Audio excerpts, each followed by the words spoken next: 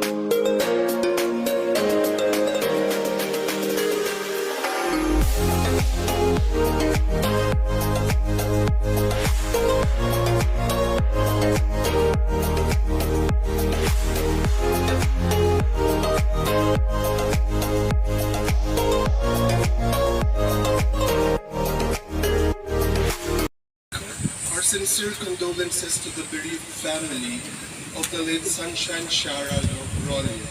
Praise the Lord. Let's just offer the song. Lord's goodness in our life. If you know this song, sabayan nyo.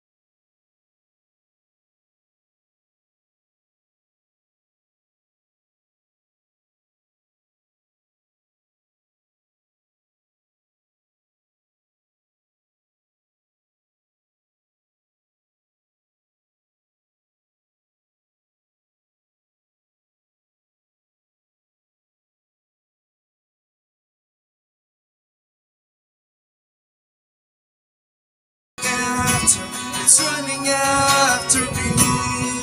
With my life laid down, I'm surrendered now.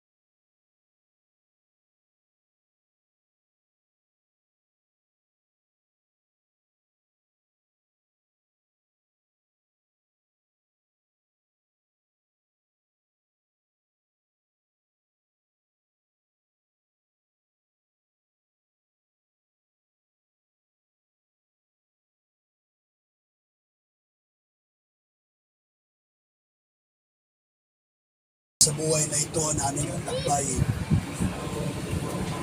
At ikaw ang Diyos na magpapahid ng luha sa aming mga mata. Ang buhay naming Panginoon dito sa lupa ay masamantala lang. At kami mga turista lamang dito sa mundo. At ikaw ang Diyos nagmamahal sa amin. Ang siyang kumupukop sa aming lakbayin sa buhay na ito. Samahan mo, Panginoon, ang maikling mensahe. Yakapin mo ang pamilya. Nasa kabila, Panginoon, na kanilang pinadalang ating makita nila ang kabutihan, ang pagmamahal ng Panginoon sa buhay na ito. Samahan mo kami, Holy Spirit. In the name of Jesus. Sa pangunguna po na aming din Pastor Paul Chase, Pastor Shady Case, at Pastor Josel Imayle Evangelista, kami po nakikiramay. Alam niyo po, kanina habang tinatanong ko sa mga kapatiran kung sino si Sunshine, alam niyo, siya pala isang teacher. At sa kabila ng kanyang pagtuturo, sa kanyang profesyon, ay nandun pa rin sa heart niya yung magamit siya ng Panginoon sa kaharian ng ating Panginoon. At bilang isang ina, Sister Malu, masakit sa isang ina na mawala ang iyong anak. Pero nakikita ko dito, sa loob ng 36 years na pamanagi ni siya dito sa lupa, ay naging pakinabang ang kanyang layunin o purpose. Tandaan po natin, bawat isa po sa atin ay mayroong purpose. Hindi po tayo ipinanganak dahil lamang gusto lang natin maglakbay sa buhay na ito. Yes, blessing, pamilya, asawa, anak, bahay, mga magandang bagay, lahat po yan ay blessing ng Panginoon. Pero meron po tayong layunin at purpose sa buhay na ito. At siya po'y nagkasakit at nakita po natin yung kamay ng Panginoon, yung kanyang mga pinastulan, yung kanyang inasikan na salita ng Diyos, ang siya nagtulong-tulong para may uwi si Sister Sunshine. Alam niyo ba ang ibig sabihin ng Sunshine? Ay muling pagsibol. Ngayon, tag-init, summer. Pero pagdating ng June, ay muling uulan. May kanyang-kanyang panahon. Sabi sa Ecclesiastes, sa Aklat ng mga Ngaral, may panahon ng pagkamatay, may panahon ng buhay, may panahon ng pagsilap. May kanya-kanyang takdang panahon ang ating Panginoon. Alam niyo, habang pinagmamasdan ko ito, ang tawag po dito ay casket. Casket po ito. Ang tunay na sunshine ay wala na po dito. Ulitin ko po ang tunay na sunshine ay wala na po dito.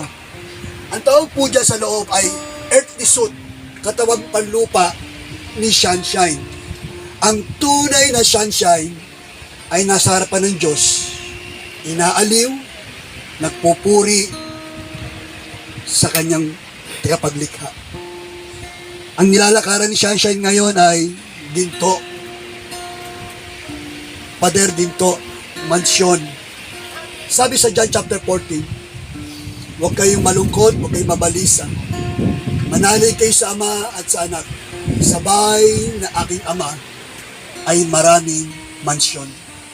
Babalik ako at ipagandaw kayo ng matitirhan. Si Sunshine po ay lumipat lang sa buhay na walang hanggan. At bilang guro at teacher sa ICA, tuturo siya doon. At the same time, yung profession niya sa Amerika, sa kanyang pagtuturo, mga kapatid. Ibig sabihin ay, nagamit siya ng Panginoon. Tandaan niyo po, napakahalaga na tayo nabubuhay sa mundong ibabaw na ito. At wala pong pwedeng magsabi at magmalaki ng tao ay next week ay buhay pa o malakas pa. Bakit? Tayong lahat ay mga turista lamang dito sa lupa. Whether you like it or not, babalik tayo sa gumawa sa atin, sa ating Panginoon. At alam nyo, ang nakita ko dito, sabi nila, napakabata pa, 36. Ang nakita ko rito, ginampanan niya yung kanyang layunin at ang kanyang purpose. Siya po'y naglingkod sa ating Panginoon. Alam niyo po, may tuturing na isang kayamanan sa buhay na ito, ng buhay mo at ang buhay ko, ay pinagamit mo, ipinaglingkod mo sa Diyos na may gawa sa iyo. Amen? Amen. At alam niyo po, sa gitna ng kalukutan ng pamilyang Rolye, alam niyo, naniniwala po ako na merong tinatawag na reunion. Sino naniniwala dito merong reunion? Merong reunion. Pastor, saan yan? Nandito po sa 1 Thessalonians chapter 4 verse 13. Babasahin ko po sa inyo. Mga kapatid, nais naming malaman niyo ang katotohanan tungkol sa mga namatay na upang hindi kayo magdalamhati tulad ng mga tao walang pag-asa. Dahil naniniwala tayong si Jesus ay namatay at muling nabuhay, naniniwala din tayong bubuhay ng Diyos ang lahat na namatay na sumasampalataya kay Jesus upang isama sa Kanya. Ito ang katuruan ng Panginoon na sinasabi namin sa inyo, tayong mga nabubuhay pa, tayong mga natitira pa hanggang sa pagparito ng Panginoon ay hindi mauna sa mga namatay na. Sa araw na yon, kasabay ng malakas na utos ng tinig ng arkanghel at ng tunog ng trompeta ng Diyos, bababa ang Panginoon mula sa langit. Ang mga namatay na sumasampalataya kay Kristo ay bubuhayin muna. Pagkatapos tayo namang mga buhay pa at natitira ay titipuni sa alapaap kasama ng mga binuhay upang salubungin ang Panginoon sa ipapawid. Sa gayon, makakapiling natin siya magpapalagman. Kaya nga, palakasin nyo ang loob ng bawat isa sa pamagitan ng aral na ito. Merong reunion. Pagdating ng panahon, yung mga nauna, katulad ni Sunshine, muling magkakaroon ng tinatawag na yakapan, reunion, sa buhay na walang hanggan. Amen? Papasalamat kami sa loob ng 36 years na nakasama ni Nanay Malu at ang kanyang mga kapatid, si Sunshine. Ikaw ang pinagbubuhatan ng kalakasan, ng kapayapaan at kapayapaan. Yakapin mo, Panginoon, sa kanilang panibagong mundo na kanilang lakbayin. Si Sister Malu at ang kanyang mga kapatid. Italain ko, Lord God, na ikaw ang magtaas sa kanilang mga noo at hawakan mo kanilang kamay. Dahil sa buhay na ito, Sister Malu at si Sunshine ay naglingkod sa iyo. Dalain ko, Panginoon, ng magandang kalusugan, ng mahabang buhay ni Sister Malu, at patuloy mong ibigay ang kalakasan ng kabataan ni Sister Malu para sa kanyang mga anak at sa mga kaluluwa na kakatiwala mo sa kanya. Patuloy mong gamitin siya, Panginoon, sa iyong kaharian, Panginoon. At ngayong tanghali, Panginoon, sabi nga ni Pablo, isang pakinabang, Philippians chapter 1 verse 21, ang pagkamatay kay Kristo ay isang pakinabang. Sinabi ni Pablo, siya papanaw na at natapos niya na ang kanyang takbuhin. At naniniwala ko, Panginoon, sa loob ng 36 years ay naabot ang takbuhan ni Sunshine hanggang sa Amerika, ay naipakilala niya sa mga tao doon, sa kanyang mga kababayan, ang iyong pagliligtas. I pray for comfort, Panginoon, sa pamilyang ito. Gamitin mo ang mga kapatid na ito kung anong passion sa puso ng kanilang kapatid na ginamit mo, Panginoon, sa iyong kaharian. Dali mo ito, Panginoon, sa puso ng kanyang mga kapatid. Salamat, Panginoon, sa pamilya ni Sister Malu na nagmamahal at naglilingkod sa iyo.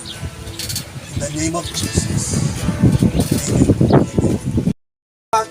O Diyos, na pagkakantunay Tapos sa ugat ng aming lahi, mundo'y magunaw man, maasahang kang lagi. maging hanggang wakas itong buhay. Dakila ka, O Diyos, sa habang panahon. Katapatan mo'y matibay na sandigan. Bawat likhati, tagumpay man ay naroon. Tulad ng pag-asay, kung kailan ay hinahon. Pag-ibig mo'y alay sa amin, noon hanggang ngayon. Dakila ka, O Diyos. Ay mga classmate ni Shine since first year high school. Pinsan po ako ni Shine. Matap po sa akin or sa amin is Naalala ko dati, actually nung bago pa doon, wala. nalala mo nung Yung sinabi niya sa akin. Passport kasi. yun may na nagkaroon ako ng anak na sobrang bait. Sobrang napakahinahon. Sobrang natutuwa ako sa kanya. Ever since maliit pa siya sa loob pa lang ng tiyan ko, siya ay napakamasonorin na. Yung pangarap ko sa sarili ko, sa kanya natupad. At una sa lahat, nagpapasalamat ako sa Panginoong Diyos.